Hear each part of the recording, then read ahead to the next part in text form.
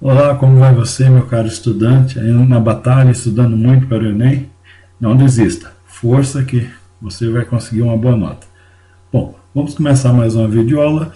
Hoje nós vamos falar de juros simples, tá? O conceito e o exemplo, ok? Vamos nessa, olha. Primeira coisa, onde é aplicado? Juros simples é aplicado na resolução de problemas, sobretudo nos problemas que envolvam relações comerciais, tá bom? São aquelas situações em que um determinado capital, né, um valor em dinheiro, vai estar envolvido por um tempo de meses, ou de anos, ou dias, né? E sobre esse tempo você vai cobrar uma taxa. Então, ele envolve porcentagem, só que não é um cálculo de uma porcentagem simples, igual, por exemplo, você vai na loja, compra um determinado produto e ao pagar você recebe um desconto. Isso é uma coisa imediata.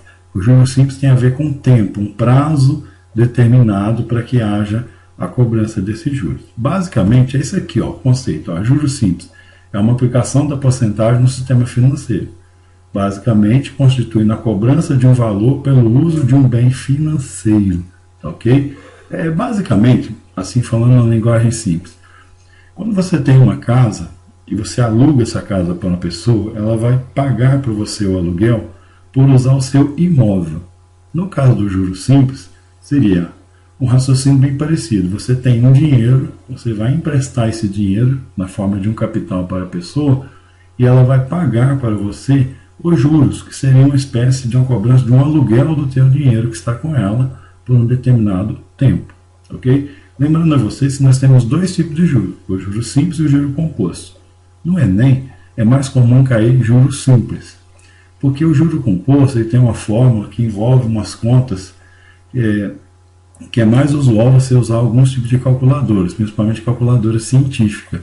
Então, por uma questão de praticidade, eles cobram na variação mais do juros simples, que é um cálculo mais fácil, mais simples, né? Como o nome diz, de fazer.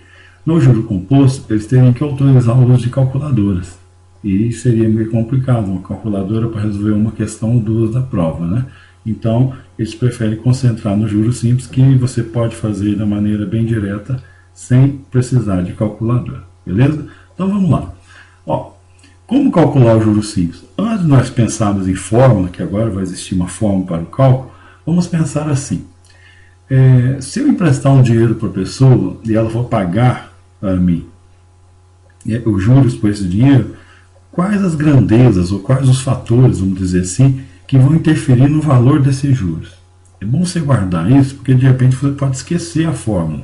Mas se você entender o raciocínio dela, você pode fazer as contas até deduzir a fórmula na hora. Então veja só. Primeira coisa, de quais grandezas depende o valor dos juros? Primeira coisa, do capital. Quanto mais dinheiro está envolvido na relação comercial, maior será o valor por essa relação. Então, você lembra, se eu emprestei uma quantia X para a pessoa, ela vai pagar de juros um valor calculado em cima dessa quantia. Mas se eu aumentei várias vezes essa quantia, o valor dos juros também vai aumentar várias vezes. Então, primeira coisa para calcular os juros, eu tenho que saber qual capital que está envolvido. Além do capital, obviamente a taxa cobrada, porque a taxa vai calcular a porcentagem desse capital que você vai determinar os juros. Então, para me calcular os juros, eu preciso saber o capital envolvido, a taxa que está sendo cobrada, ou seja, quantos por cento eu vou cobrar, e depois o tempo do empréstimo. Porque você emprestou por um mês é um valor, emprestou por 5 meses, emprestou por 10 meses, emprestou por um ano, por 10 anos. Então, essas três grandezas, esses três valores são essenciais para você calcular, né, os juros simples. O capital envolvido, a taxa de juros cobrada e o tempo do empréstimo. Bem, continuando aqui, veja só. Como que nós iríamos calcular? Basicamente, os juros serão calculados assim. Os juros será o capital vezes a taxa vezes o tempo, dividido por 100. Uma explicação. Você poderá encontrar uma fórmula que não vai dividir por 100. Por que eu prefiro usar dividido por 100? Porque eu evito de trabalhar com a taxa em decimal, ok? Porque alguns livros falam assim, ó, o juros é igual a CIT, né? Eles falam J é igual a CIT, capital vezes taxa vezes tempo. Só que a taxa, por exemplo, se a taxa for 4% ao mês, você terá que fazer 0,004. Então você vai trabalhar com o número decimal. Ok? Dividindo por 100, eu evito o uso do número decimal. Fica mais fácil, mais rápido para fazer as contas. Porque o 100 eu posso simplificar, né?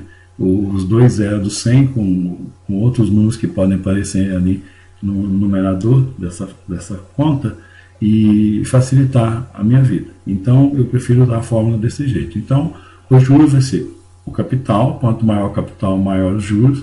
A taxa, quanto maior a taxa, maior os juros, e o tempo, quanto mais tempo emprestado, mais juros. Dividido por 100, justamente com facilidade matemática, ok? Mas temos uma outra coisa também, que é o montante.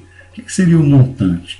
O montante é o seguinte, olha, você não vai emprestar um capital para a pessoa, um dinheiro inicial, a pessoa vai pegar aquele dinheiro por um determinado prazo e vai pagar juros por aquele dinheiro.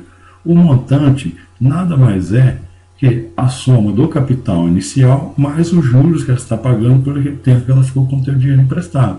Isso, na matemática, nós chamamos de montante, né? É o total que você vai receber no final. Então, veja só, vamos trabalhar aqui com um exemplo para ficar mais claro. Olha.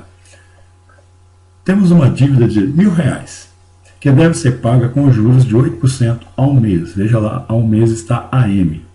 Pelo regime de juros simples, e devemos pagá-la em 5 meses. Pede-se. Bom, antes de continuar, uma coisa importante.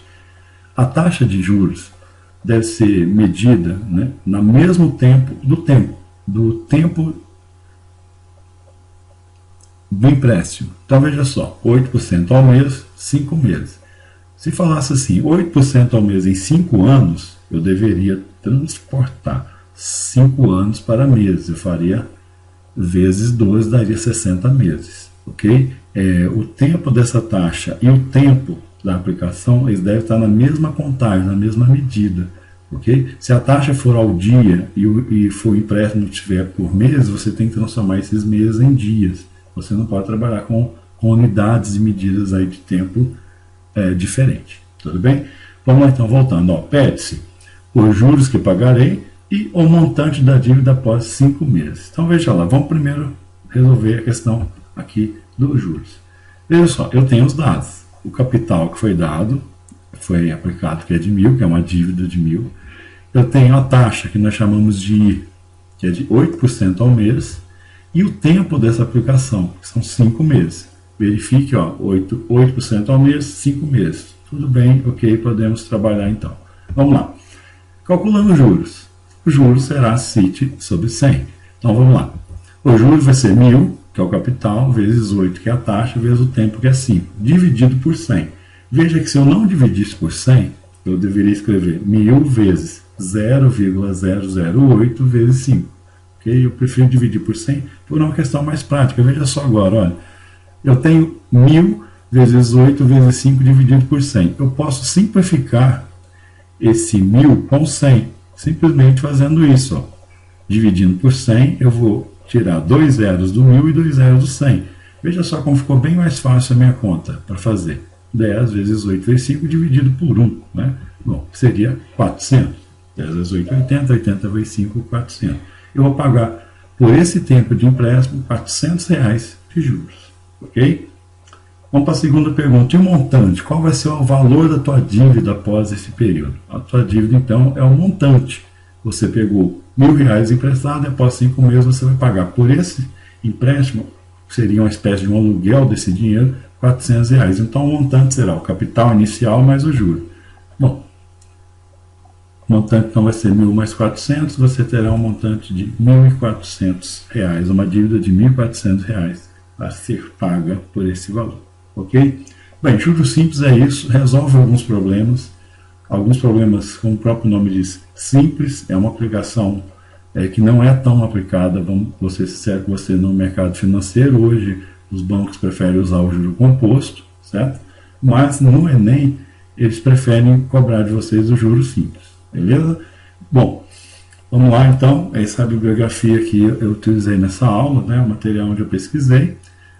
Aguardo você na próxima aula, onde eu selecionei alguns exercícios de juros simples, que nós iremos resolver aplicando essas fórmulas aí, tá? Uma forma de resolução de alguns problemas com juros simples. Bom, até a próxima aula. Um grande abraço.